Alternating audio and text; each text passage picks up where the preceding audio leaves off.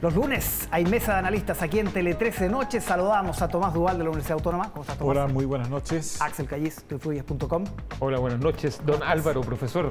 Y saludamos también a la distancia a Magdalena Vergara, que no se pudo estar con nosotros por un problema de salud, pero se va a reincorporar el próximo lunes. Tomás, comencemos con el quinto retiro que va a marcar la jornada este martes. De todas maneras, en las últimas horas hubo acercamientos con el gobierno respecto a una fórmula pagando impuestos y con un tope, pero no sabemos si eso va a satisfacer a las bancadas. ¿Cuál es la mirada que tienes ahí? Yo creo que el quinto retiro es una prueba de fuego para el gobierno. Primero porque efectivamente si se llega a aprobar en la Cámara de Diputados, eso pega en la línea de flotación del gobierno, puesto que el presidente ha estado y el ministro de Hacienda en conjunto, los dos han estado en contra del retiro. Y yo creo que hay ahí una posición muy clara que les va a resultar difícil explicar, sí, porque hace 5 meses atrás el propio presidente aprobaba los retiros. Entonces creo que ahí hay un doble juego, pero sin duda de aprobarse sería un golpe a la línea de flotación.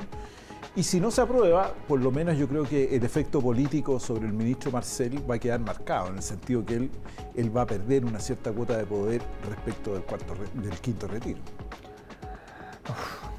Si como dice Willy Colón, si el cielo cae en limones, aprende a hacer limonada. Yo creo que el gobierno tiene que adaptarse. Yo creo que justamente para evitar lo que le pasó a Sebastián Piñera con el segundo retiro, que lo llevó a un límite del Tribunal Constitucional y eso fue desastroso para él. Yo creo que el gobierno tiene que buscar una fórmula, tratar de llegar a algo intermedio con impuestos, algo que no sea visto como una derrota y tampoco sea visto como una bofetada a la gente, porque aquí el problema es ese. En la misma encuesta el retiro tiene un 70-72% llamémoslo, no apoyo, sino que la gente está esperándolo. Claro, entonces... ¿Y eso no ha bajado, Axel? No ha bajado, y entonces el gobierno tiene que buscar la línea del medio, que sea un poquito de plata, yo creo, para que no entenderlo como una derrota, y sobre todo atendiendo el tema de Mario Marcel. Yo creo que es muy importante que él no salga derrotado. Pero por lo menos va a salir tocado, o sea, si se lo aprueban va a salir tocado, porque sí, él ha estado contrario desde el inicio hasta cuando asume como... Ahora me pareció interesante, perdona, me pareció muy interesante la cuña de Guillermo Telier hoy día. Sí. Porque de una u otra forma, como presidente del partido, ordena, exacto, palabra que no le gusta a los más jóvenes, como dicen ahora... Disciplina. Influye o es capaz de seducir a los parlamentarios. Y yo creo que el Partido Socialista tiene que hacer una línea parecida. No sería bien visto que dos partidos que son de la coalición y que son partidos grandes, con 13, 12 diputados, ahí hay 26 diputados, estuvieran desordenados con el gobierno. Axel, ¿qué titular le pondrías al primer mes de gobierno de Gabriel Boric? Qué difícil. Paso. Como diría Bachelet dijo paso alguna vez. No, yo te diría que el adjetivo es que... Aterrizaje forzoso, como decía ayer Yo no creo que sea un aterrizaje forzoso. Yo creo que ha sido un complejo mes de instalación y ese complejo mes ha tenido dos variantes. Uno, los simbolismos del presidente, y lo segundo, la cohesión política, que yo creo que ahí es donde ha estado el problema.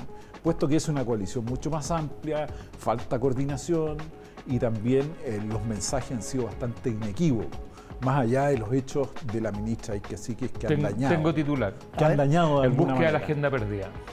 Porque yo creo que ha sido como el gran problema del gobierno, es que no ha encontrado nunca una agenda, nunca ha estado golpeando, nunca ha llevado el control de la situación, siempre ha tenido que estar respondiendo. Yo creo que en eso la responsabilidad de la ministra de Interior ha sido bien contributiva.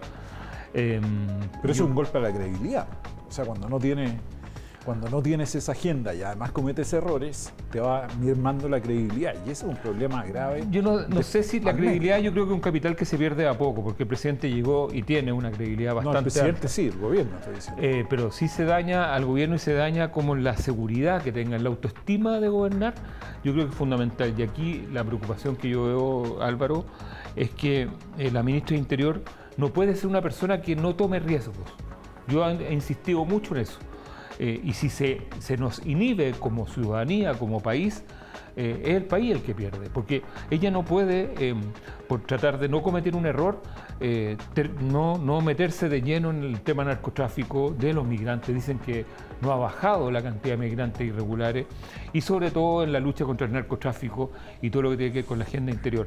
Yo separo eso de lo que es Araucanía. Yo creo que ahí hay que buscar otro diseño, pero no podemos tener una ministra de Interior inhibida, porque a la larga inhibe al resto del gabinete. Pero ahora, tampoco intervenida, como lo insinuó la ministra Vallejo, sí, que iba a intervenir políticamente el Ministerio del Interior. No, eso ahí yo escuché esa cuña, Tomás, y no dijo intervenir políticamente. Yo creo que reforzar. Como dice, se combinó a la ministra a que reforzara, me imagino, con personas de más experiencia y con carrete. Pero eso es intervenir. Claro. Pero ella es la que, me imagino que es la que va a seleccionar, si es que selecciona a alguien, para meterle un poquito más de edad, porque son bien nobles. Gente joven. Ahora, ¿se soluciona con más asesores el refuerzo o también hay un tema que tiene que ver más con las características del liderazgo de la ministra del Interior?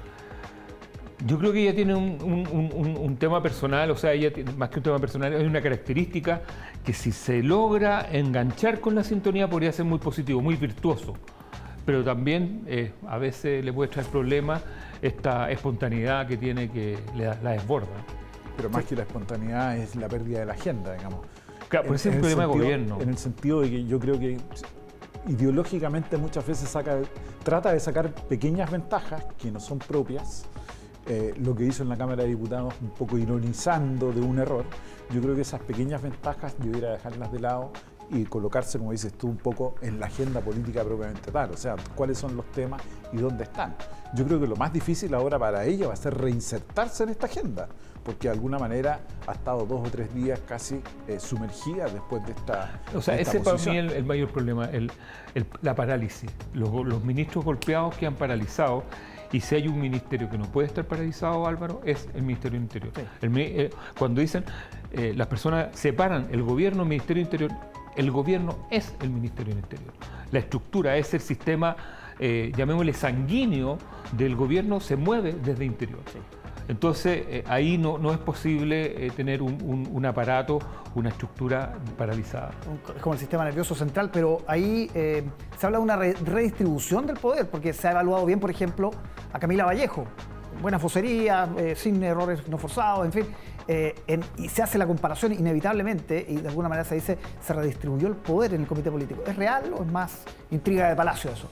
Bueno, es que las intrigas de Palacio son eso, redistribuciones del poder. Yo creo que el comité político sin duda tiene una configuración donde también está el ministro Jackson, que también ha tenido problemas y ahora está en juego su credibilidad frente al cuarto retiro también, porque él es el ministro responsable de aquello. Entonces yo creo que el comité político todavía no está muy bien afinada esa orquesta del comité político y todavía le falta una partitura que le dé y lo consolide como tal. Ahora, en la toma de decisiones. Ha habido elencos donde el vocero es el más fuerte. Me recuerdo ante el Chávez, por ejemplo, en un minuto donde él era el vocero, Enrique Correa, muy debilitado. Enrique Correa en alguna época con Elwin.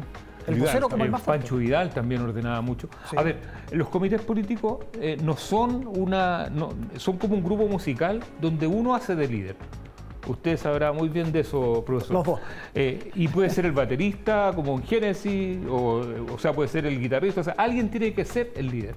Aquí las decisiones, llamémosle asambleístas dentro de un comité político, me estoy hablando del chico, no del grande, no, acá no sirven. Alguien tiene que ir mostrando y, bueno, tiene que ser el presidente el que baje la línea. O sea, él tiene que ser la persona que diga, tenemos que ir para allá, y lo que hace, llamémosle la o el jefe dentro del comité político, es ordenar y hacer que eso se transforme en acciones de gobierno. Esto no es como... es la implementación de la decisión política en la realidad. Álvaro, eso es lo que tiene que hacer. Exactamente. Esto no es como...